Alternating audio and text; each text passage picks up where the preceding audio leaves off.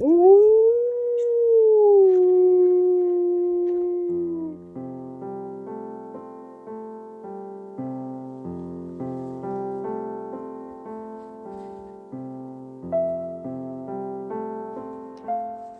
loves winter. She loves rolling in the snow, playing with ice, and she really can't get enough of what little winter weather we get here in the high desert.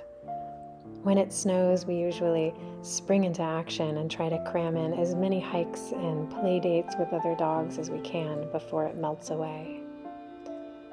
A love of snow and cold weather is almost universal among wolf dogs and the northern breeds that they're most often mixed with. But there's another common winter behavior that isn't talked about as often. That is winter wolf syndrome and seasonal aggression.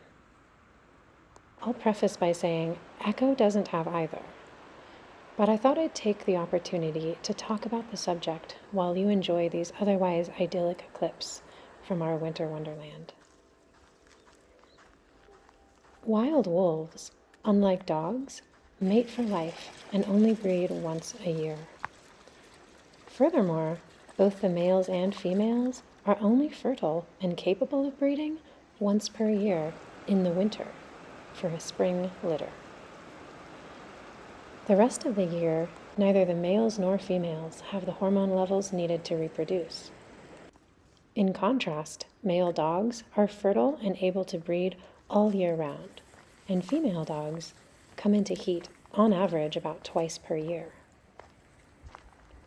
Winter wolf syndrome affects some male wolf dogs, usually of higher content, during the winter months when they're experiencing hormonal shifts in preparation for breeding season.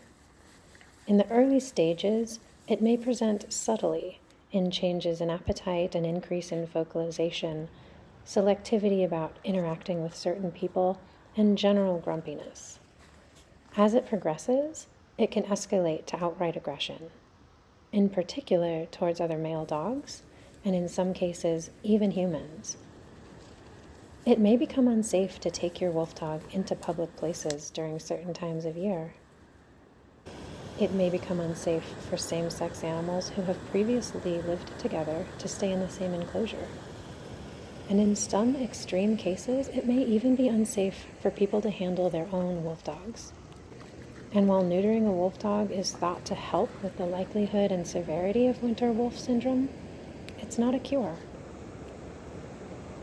Similarly, seasonal aggression is a less severe set of behaviors that can affect male or female wolf dogs.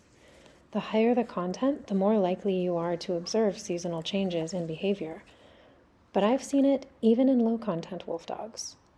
The most common behavioral changes I've observed in females is increased vocalization, changes in appetite, and same-sex aggression towards other female dogs, sometimes extreme, and it can include familiar female dogs who have not had issues with each other in the past. In males, I've seen changes in appetite and vocalization, an increase in dominant play with other familiar male dogs, and aggression, sometimes severe, towards male dogs that they perceive as a threat.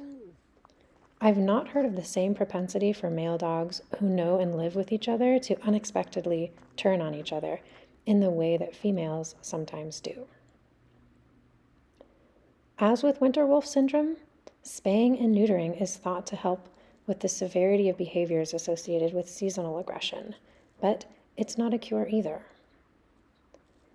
If you have a wolf dog who begins exhibiting behavioral changes, either mild, moderate, or severe, it can be helpful to implement some temporary boundaries until spring when hormone levels usually even out. Things like not allowing strangers to approach and pet your wolf dog, limiting or completely eliminating interactions with other same-sex dogs and wolf dogs during this time. Sometimes a secondary enclosure is needed for this. Additional monitoring, or even eliminating interaction with children. And in extreme cases, caring for your wolf dog from outside of their enclosure may be needed. If you don't have a wolf dog, consider how these behavioral changes could impact your family and whether you have a plan to manage them for a couple of months out of every year before you adopt one. And if you do decide to move forward with adopting a wolf dog, ask detailed questions about the behavior of your intended puppy's parents and grandparents. Any ethical breeder should know the medical and behavioral history of their line's lineage and should not ever be breeding animals who have an unsound temperament. That said, wolves have been subject to natural selection since the dawn of their species, needing a different temperament to survive and thrive in the wild than we might want in a pet. And to the extent that thousands of generations of wolf DNA was reintroduced into our wolf dogs, we must anticipate and respect that they are not the same as domestic dogs. We cannot place unrealistic expectations on them to deny their nature and act the way we want domestic dogs to act. Before considering sharing one's life with a wolf dog, we must take a realistic inventory of potential problems that commonly occur when our worlds collide. If you don't have a plan to manage problematic wolf dog behavior, seasonal aggression being just one example, or you can't risk bringing that kind of chaos into your family home, please don't get a wolf dog.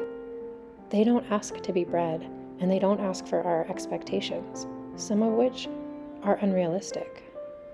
If you decide that wolf dog ownership isn't for you, but still feel a strong passion for these creatures, there are so many other ways to be involved.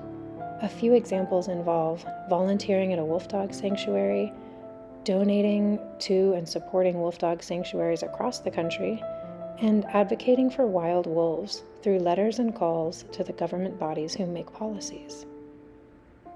I love wolf dogs with my whole heart, and I cannot imagine my life without them.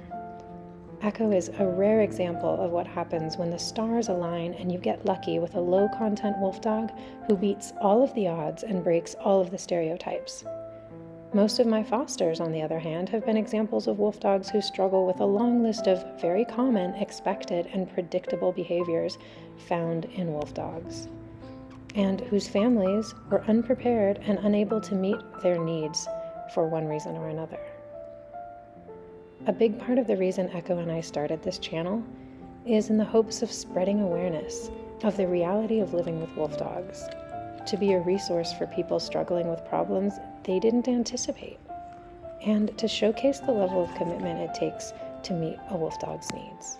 I hope one day to receive fewer calls and emails about wolf dogs needing rescue. I hope one day to live in a world where backyard breeding and unethical breeding practices of wolf dogs doesn't exist. Until then, Echo and I will keep howling into the void, hoping to chip away and make a little bit of a positive impact in the wolf dog world. I hope you learned a little something in this video, and if you enjoyed it, please consider liking, subscribing, and sharing with other animal lovers. Thanks.